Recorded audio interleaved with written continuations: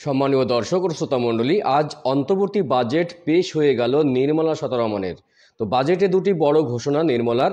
অন্তর্বর্তী বাজেট পেশ করতে গিয়ে দরিদ্র মহিলা, যুব সমাজ ও কৃষকদের মন জয় করার তিনি চেষ্টা করেছেন। 5 বছরে আরও 2 কোটি বাড়ি লক্ষ্যমাত্রা রয়েছে, সৌর বিদ্যুতের চমক রয়েছে। তো অন্তর্বর্তী বাজেটে আর কি কি তিনি ঘোষণা করেছেন দেশের জন্য তা জানিয়ে দেবো আজকের ভিডিওতে। তবে বাজেট বক্তৃতা 56 মিনিট 10 সেকেন্ড, আসল কথা মিনিট 6-এর। 12টা বাজার আগেই বাজেটের কথা শেষ। ভিডিও ভালো লাগলে অবশ্যই চ্যানেলটি সাবস্ক্রাইব করে পাশের ঘন্টাটি বাজিয়ে রাখবেন এই ধরনের লেটেস্ট আপডেট, কারেন্ট আপডেট সবার আগে পাওয়ার জন্য। আজকের বাজেটে বিরোধীদের সমালোচনা কীরকম রয়েছে, বাজেট তাদের ক্ষেত্রে কীরকম হলো, সমস্ত কিছু আলোচনা রয়েছে ভিডিওতে। শেষ পর্যন্ত থাকুন, সঙ্গে থাকুন। চলুন দেখে নেই বিস্তারিত। দেখুন, বলা হয়েছে যে অন্তর্বর্তী বাজেটে দুটি বড় ঘোষণা নির্মলার। 5 বছরে আরও 2 কোটি বাড়ি, চমক সৌর বিদ্যুতে। তো আজ সংসদে কেন্দ্রীয় অর্থমন্ত্রী নির্মলা সীতারমণের অন্তর্বর্তী বাজেট পেশ করতে গিয়ে দরিদ্র মহিলা, যুব সমাজ, কৃষকদের মন জয়ের চেষ্টা করেছেন। বড় দুটি ঘোষণাও তিনি করেছেন। তো বিগত 10 বছরে কেন্দ্রীয় সরকারের সবকা সাথ সবকা বিকাশ এর লক্ষ্য পূরণের খতিয়ান তুলে ধরেছেন নির্মলা। সেই সঙ্গে প্রধানমন্ত্রী আবাস যোজনা ও সৌরবিদ্যুৎ সংক্রান্ত উল্লেখযোগ্য প্রতিশ্রুতি দিয়েছেন। এবার দেখে নেব যে বিরোধীদের সমালোচনা আজকের বাজেটে কীরকম হলো, তাদের চোখে আজকের বাজেট কী ধরনের রয়েছে, চলুন দেখে নেই।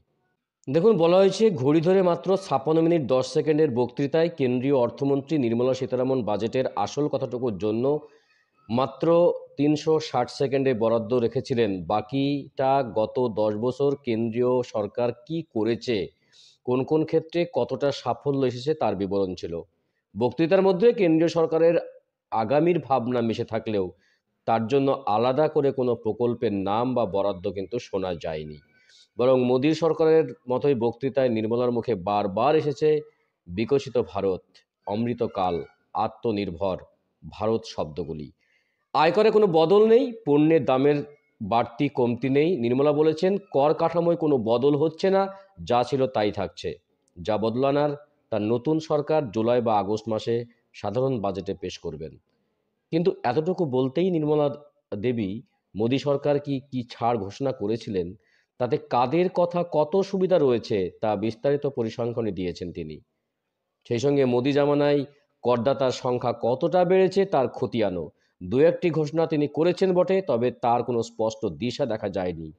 স্বনির্ভর গোষ্ঠীর মহিলাদের এগিয়ে নিয়ে যাওয়ার কথা বলেছেন, কিন্তু তা নিয়ে বিস্তারিত কিছু জানাননি। 9 থেকে 14 বছরের বালিকাদের সার্ভাইকাল ক্যান্সারের প্রতিষেধক দেওয়ার উদ্যোগের কথা বলেছেন, কিন্তু কবে থেকে তা শুরু হবে সে ব্যাপারে কিছু জানাননি। পর্যটন নিয়ে পরিকল্পনার কথা বলেছেন, কিন্তু তার জন্য কোনো আর্থিক বরাদ্দের কথা শোনা যায়নি।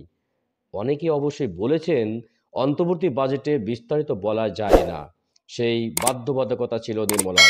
তবে কারণ যাই হোক না কেন, নির্মলার বাজেট বক্তৃতার বেশিটা জুড়েই ছিল অতীতাচরণ। লোকসভা নির্বাচনের আগে যা প্রচারের কাজও করে দিয়েছেন তিনি।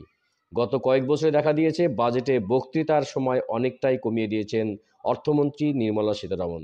তবে সবটা না পড়ে মূল বিষয়গুলো বলে বাকি নথি পেশ করে তিনি দিয়েছেন। সাধারণ বাজেটে এটাই করে থাকেন নির্মলা।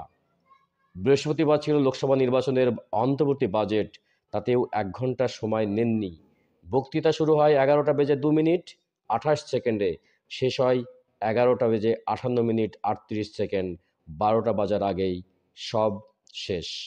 তো ইদানিং প্রধানমন্ত্রী মোদী থেকে কেন্দ্রীয় স্বরাষ্ট্রমন্ত্রী অমিত শাহ তাদের বক্তৃতায় কেন্দ্রের সাফল্যের তালিকা তুলে ধরেছেন।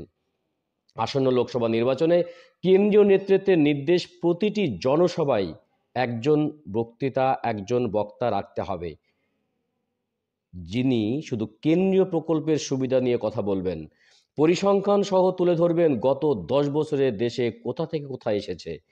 সেই দিক থেকে নির্মলার বাজেটে বক্তৃতা একটি নমুনা তৈরি করে দিল। আর এই বক্তৃতায় হুবহু বললেই তৃতীয়বার ক্ষমতা আসার জন্য বিজেপির যা বলা দরকার তা বলা হয়ে যাবে। নির্মলা বিজেপি সরকারের লক্ষ্য হিসেবে মহিলা, যুব এবং কৃষকদের উন্নয়নের কথা বলেছেন। তার সঙ্গে দাবি করেছেন গত 10 বছরের 25 কোটি মানুষকে দরিদ্র সীমার উপরে নিয়ে আসা হয়েছে। 4 কোটি কৃষক শস্য বীমার আওতায় এনেছেন।